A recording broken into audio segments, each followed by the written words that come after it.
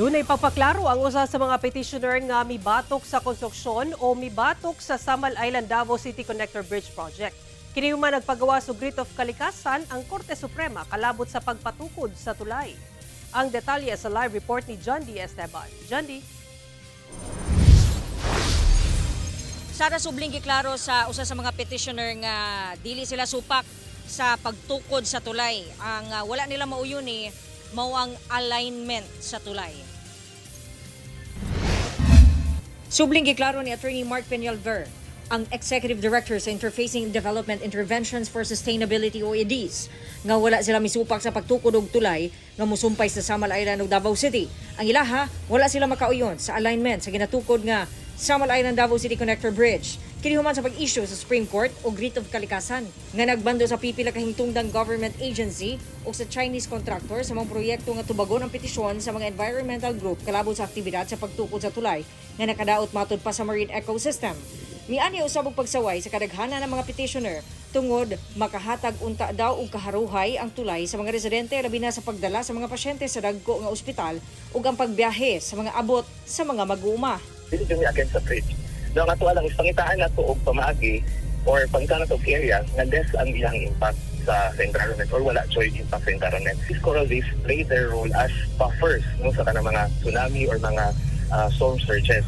So kung karon mag-epektuhan nga to ang mga coral reefs, kinsa na po na mo-protekta sa mga coastal community. Pangutanan ni Attorney Peñalver, ug galing matukod na gyud ang tulay, andam na ba daw ang isla sa kausaban nga hatod niini?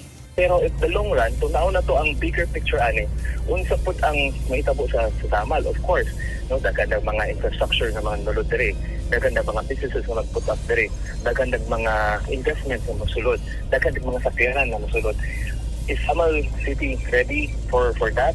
Gikuhaan sa GMA Regional TV1 Mindanao pahayag ang lokal nga panggamhanan kalabot niini apan wala pay tubag. Hinuon nagpagula og pahayag si Mayor Toto Reyes sa iyahang Facebook account.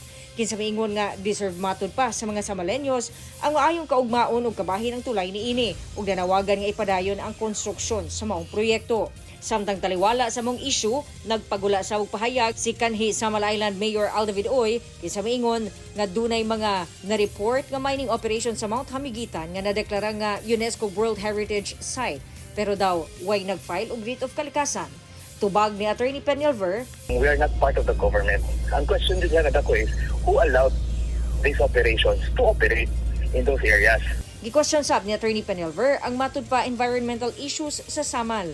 Mga resource na nag-expand beyond sa areas na allowed sila and kaning ilang mga wastewater, ang ilang mga basura, and kanang mga structures nila no na nag-extend sa beyond the shoreline. And I think visible man kayo siya. Nganong dili man nila mapag-stop or dili man nila ma-monitor, ma-hold accountable ang kanilang mga resource. Wala pay tubag ang LGU kalabot niini.